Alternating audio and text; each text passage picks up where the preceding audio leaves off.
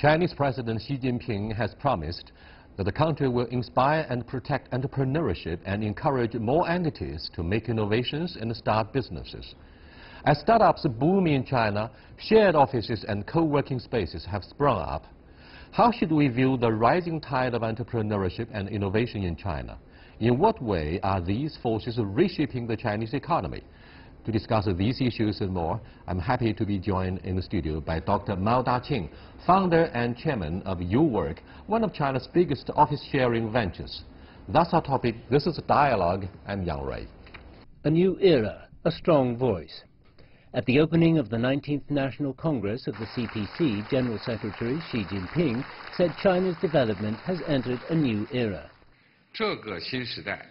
This new area will be an area of building on past successes to further advance our course and of continuing in a new historical context to strive for the success of socialism with Chinese characteristics. With the fruitful results from its reform and opening up over the past 40 years, China, the world's second biggest economy, is transforming the growth model and fostering new drivers of growth. The country's top leader, Xi Jinping, also said China will inspire and protect entrepreneurship and encourage more people to start businesses. Currently, 16,000 new economic entities are registered each day on average, thanks to the pro-entrepreneurship policies. According to a report by the State Information Center and the Internet Society of China earlier this year, China's sharing economy is likely to sustain a 40% annual growth momentum in the coming years. In China, you can share everything from bikes to BMWs to basketballs. With the new wave of mass entrepreneurship, shared offices or co-working spaces have sprung up. Your Work, which is one of the largest providers of co-working space, was launched by Mao Da-Qing in 2015. Before that, Mao was Senior Vice President of China Vanke, the country's largest residential developer, and General Manager of Beijing Vanke. He studied architecture as his first degree, holds 2 PhDs in regional economics, and has spent almost 20 years working in real estate. Welcome to Dialogue, Dr. Mao Da-Qing. Hi. The successful conclusion of the 19th National Congress of the CPC witnesses the delivery of a new generation of the Chinese leadership, and Xi Jinping, the General Secretary, promised in his opening policy speech he would, along with his team, usher in a new era of socialism with Chinese characteristics, and he especially encouraged to have a historic juncture in the Chinese development. What does he mean by historic juncture? I have three points to elaborate on this new era junction of China. First, I think the whole human being in the whole world actually are facing a great era of changing. The fourth technology revolution is ongoing.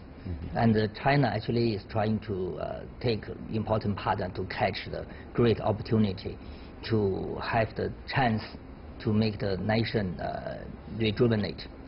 Okay, so I think this is a very big chance for the Chinese development. And secondly, I think after 37 years open and opening up and reform, China has already standing the central of stage of the whole world, and I think we have very well transformed the society from the well-off society to strong economic society. I think we have finished the transformation.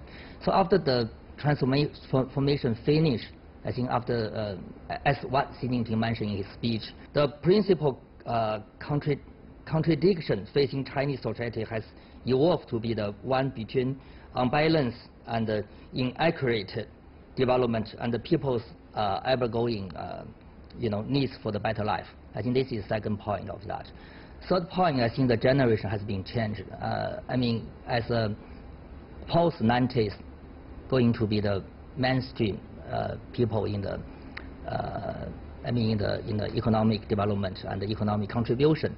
These people actually they are very different from the past generations as their parents being. These people actually they have been shaking off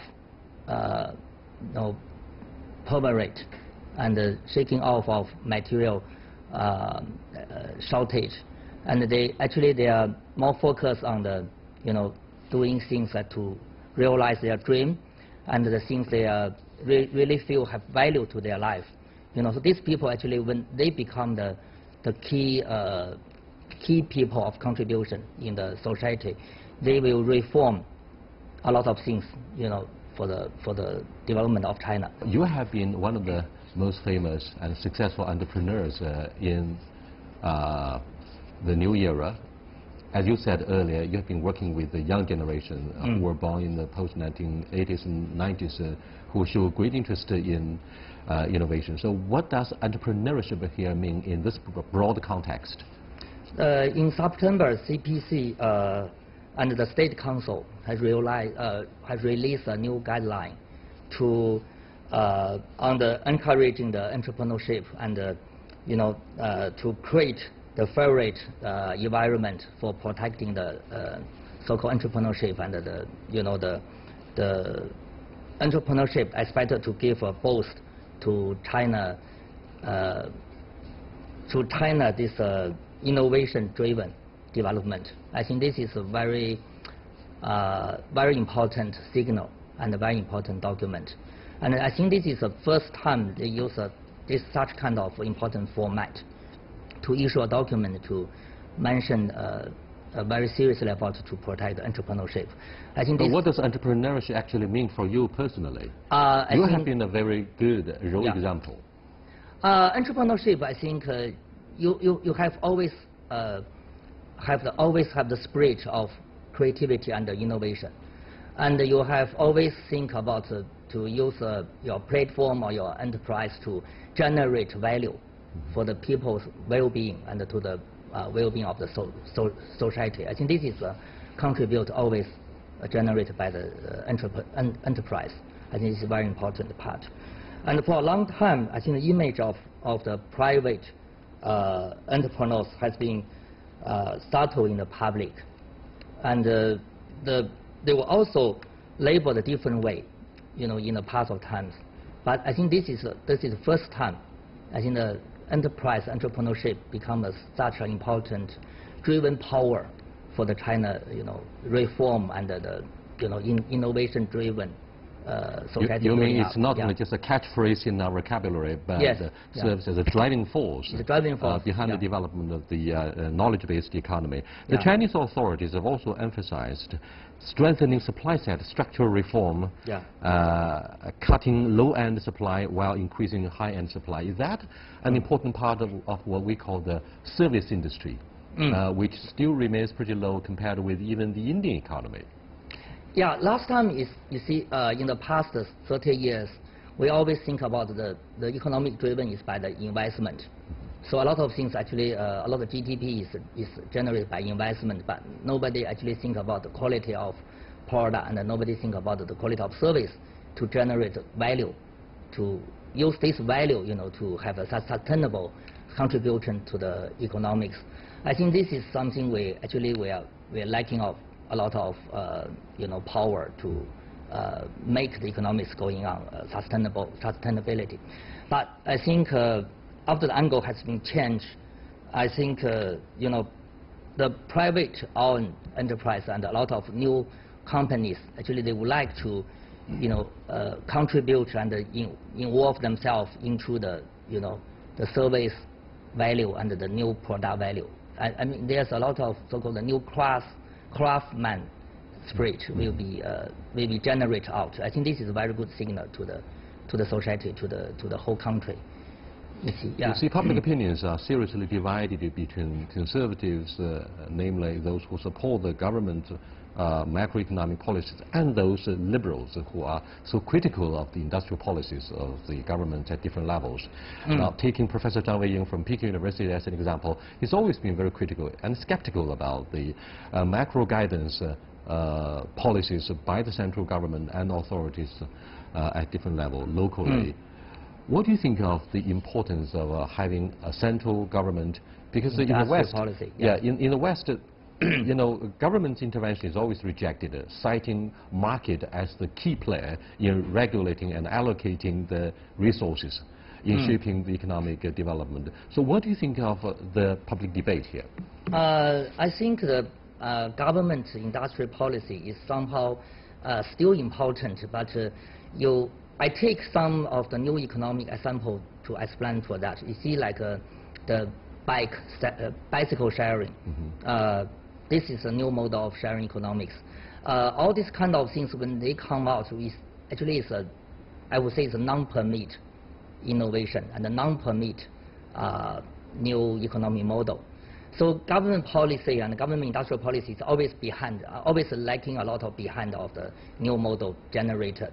So government always, the policy always try to catching up, the model to be generated out.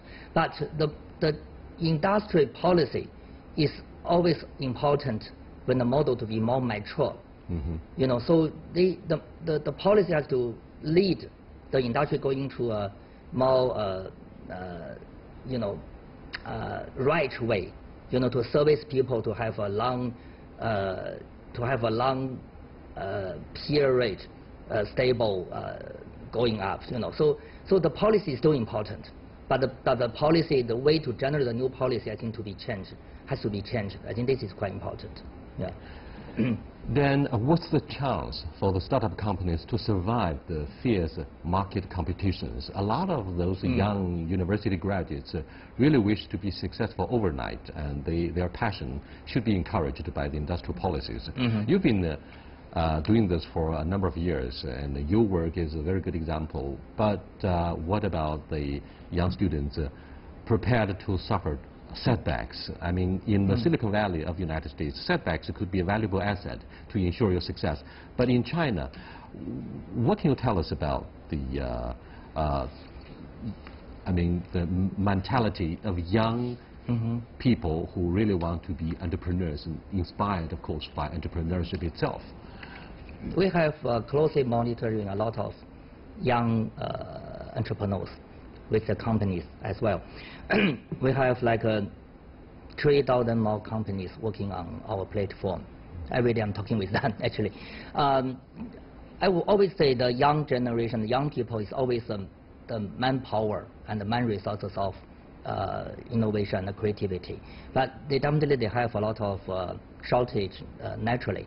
For example, our university education, we're lacking of the lesson of how the people to form a company, how they get financing, how they organize a team, how they doing the marketing and the branding, all the kind of things. Actually, the university is lacking of all the kind of basic education of entrepreneurship.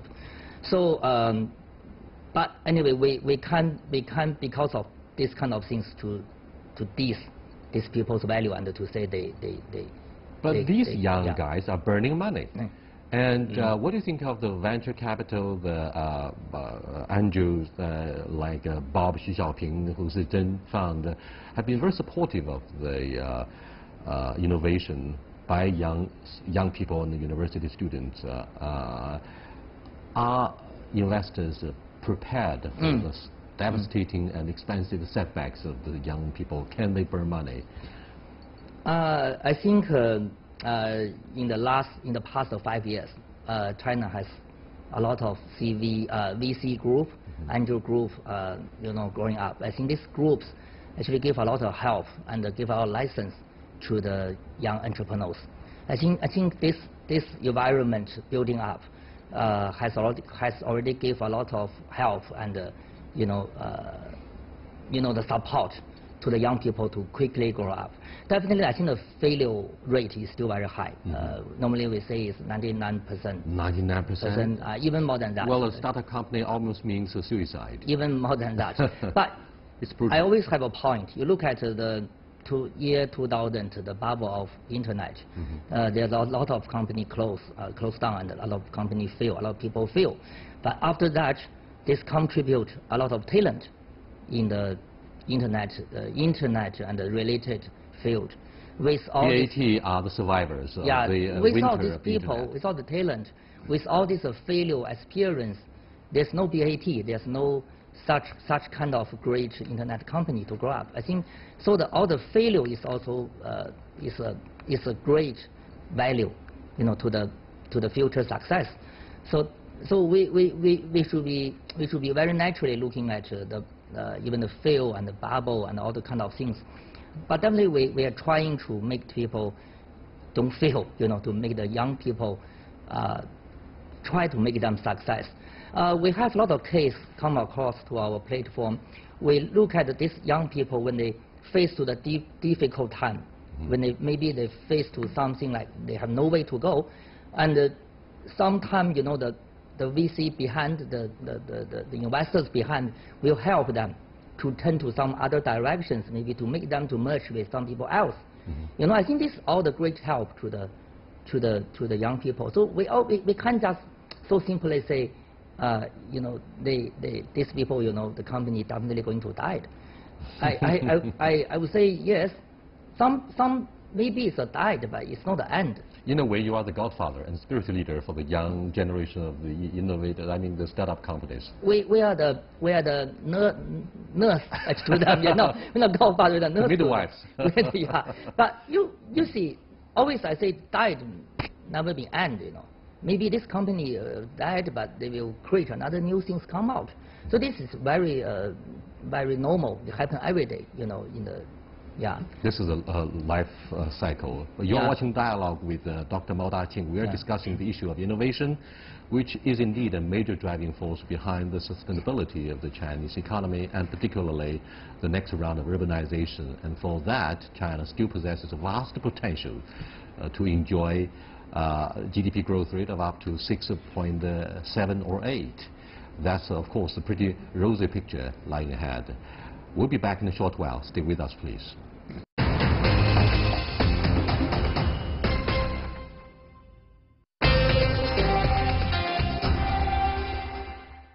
Welcome back.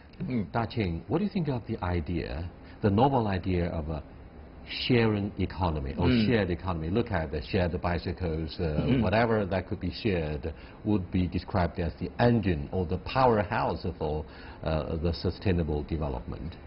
Generally, I think shared economy is driven by technical development. You look at all the sharing economy model, actually is a platform model. They backed by technology development. You see all the model like that. And basically actually it's driven by mobile internet and data in technology and even the AI technology, the kind of things. So I would say that basically we can have the conclusion is like sharing economic is generated because of technology development. And we will never hear about sharing economic, let's say 6 years ago, 7 years ago, because of the time, the mobile internet and the data technology. Excuse me. Are you suggesting that China has been in the forefront of sharing economy the world over, and you seldom heard such similarities in the Western country? Is China playing the leading role? I think for sharing economy, China definitely is playing a leading role. Last time we always say is China, copy something to China, but now all the models of sharing economy is always we hear like copy, to copy China. So this is, we can show you. The role has been reversed. From being a copycat to someone who leads the trend. Yeah, to be copied. To be copied. To be copied. To copy, and we have become to be copied. To be copied. I think this shows is tremendous change, of the, it's also the new era, So why like that? I think it's because of in the past 8 and 7 years, China technology of mobile internet has really improved, so rapidly and so obviously, faster than every other countries. You can see even the online payment. There's so many kind of way to make the online payment. I think this is. And no wonder people say we have 4 new major innovations in China: high-speed railway, e-commerce, online payment, and shared bicycles. You can see these are the background of how China have generated so many kind of new models of sharing economics. And also, because China has such a big country, so many different provinces, and the people actually have such a big distance between people and people, resource and resource, company, and goods and goods. So when you have a very advanced online system, paying system, everything online, platform. So it's easy to make the goods, the people's capability, the things, to flow faster on the platform. So this make people have access a lot of, very exciting new life experience online, So this is I think the basic reason why such so many kind of interesting sharing economics model come out, But I'm afraid you are questioning the glow of American dream, which means equal opportunities, whatever your family background. You are talking about China dream. In China, you also enjoy equal access to the startup companies and investment VCs, so on and so forth. You don't have to necessarily go or immigrate to a Western country for your bright future. Is that your point? I can see the change. You see the quiet change, quiet water runs deep. Yeah, I can see the change. Because during the last 2 years, I went to Well, what would you say to those prospective Chinese graduates who will soon finish their academic studies in either Canada or the United States? Do you encourage them to come back? Because most of them, I'm afraid, would somehow toy with the idea that they would stay on, they would get naturalized, they would become American citizens, because they're proud of the American lifestyle, to be part of the American dream. Now, you are talking about a quiet change. What does that mean? I think does it mean, for example, the government in China issues more preferential policies to encourage the development of incubation, to attract more talented young Chinese and let them come back, give them the opportunities, and let them realize the Chinese dream? I think to attract the talent to move is always because, not always because of the policy. I think policy is one part of the attraction. But another thing is like where you have most advanced technology, where you have most advanced lifestyle, the people will move, especially for the young people. So I say they should know serious interest in politics. Correct. They see where the lifestyle would be more attractive. More advanced. More advanced. Yeah, somehow. Because somehow this era is people is already in the process of the fourth technology revolution. It's not like 10 years ago, there's no revolution happening, it's everything so stable, So, but now we're talking the very, very big change. Every day is changing. So for the young people, wherever you have the big change, you have the advanced lifestyle, you have more advanced technology, people will move there, So this is, Dr. Schwab, founder of the World Economic Forum in Davos, wrote a book about the fourth industrialization. And many here in China would compare the arrival of artificial intelligence with the fourth wave of industrialization. Now, President Xi Jinping calls for further integration of artificial intelligence with the real economy, because China has to sustain its growth of a real economy, because we have such a sizable population. And full employment got to be the top concern of politicians to ensure social stability. What do you think of the impact of artificial intelligence, and what opportunities would be brought about by the artificial intelligence? I think AI to China has more meaningful value, because China is quickly entering old society. Another 10 years time to the 2026, 2027, China will enter a quick track period, which have a lot of getting more and more old people. I think when society getting old, I think the important things is like we need to quickly improve the efficiency of productivity and industry. I think AI and all the technology linked with that is going to give a lot of help when the whole society is lacking of young people's manpower. We're discussing the Chinese leadership in the area of innovation and artificial intelligence. Do you think that indicates China will surpass the U.S. economy, not only in terms of economic size, the size of the market, economic total, but also in terms of innovation? We can undertake what we call the corner overtaking, 弯道超车. Right? 弯道超车, yes. We already 弯道超车 in the past 8 years. Past 8 years. In terms of mobile internet. You remember when people talking like a credit card, we in Chinese people's idea, credit card was was quite advanced, and the credit card was a quite advanced way to make the payment.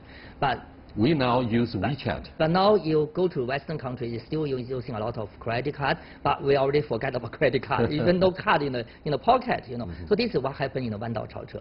I think in the future 10 years, 15 years, I think China, based on this, you know, we're talking about 5G, telecom technology to be developed, even more, you know. So all the things happen. Even we sent a satellite in the 8th of September, which is have a very strong power satellite. You can cover all the corner to have a fast, you know, Wi-Fi covering all the kind of things. So once you have all this, I think China will have even more strong technology of based on the, you know, internet. Yeah, of course, we have a bright future. But tell us more about your job currently, the you work, the co-working spaces. I think co-working spaces is actually it's not a physical space. We are trying to reform. It's a world of virtuality. To reform the people's working style and the working culture. You see, this is a collaboration, you know, innovation period. It's not like everybody set up their company. They want to be a big company, must have 1,000 staff, 2,000 staff, even 10,000 staff. The company can be small, but they can do a very, very valuable, maybe product, very, very valuable goods, you know. But for the other function in the company, they can leverage on other people's, you know, capability. So I think we try to create a community, you know, to have a collaboration community, people and the company, they can, you know, elaborate more their capability and to sell their capability to the other people who needs that, you know. So this is a big sharing economic. Everybody can be other people's need, and also can be other people's, you know, supply. No, land revenue is coming to an end. What do you think of the attitude and policies by local governments? You've been traveling a lot. Do you think they have been very supportive of your idea of a co-working spaces? Recently, I have actually traveled like more than 30 cities in China. You traveled to 30 cities? 30 cities. Every city I've been there. I'm talking a lot with the mayors and the governors there. I can have a very, very different feel, you know, different from the time I was doing real estate. First, I think the mayors and the governors, they're getting more younger and younger. You know, these people actually, their idea, their sense is getting quite. They are reform-minded. Reform-minded. Ready to accept new and novel ideas. And they have a lot of common language with the young people who are working on my platform. So when I talking to them, it's very easy to make them understand what is happening. You know, and I think everybody now, in the different cities, they really want to have the young talent to come in. You can see recently about the 10 cities, they gave me a lot of good policy of attract the talent. How to attract the young talent to come in? This is their very important job and their role, you know. It's not like they create GDP is the first role, you know. So to get the young people to move in and get the new, you know, innovation company to move to the city, I think this is a very, very key point to them. Thank you so much for sharing your vision and insightful views about innovation, particularly in the age of sharing economy. We do need entrepreneurs like you to sustain the economic development. It's not just about GDP, it's also about the welfare of talented people. I'll see you next time. Goodbye.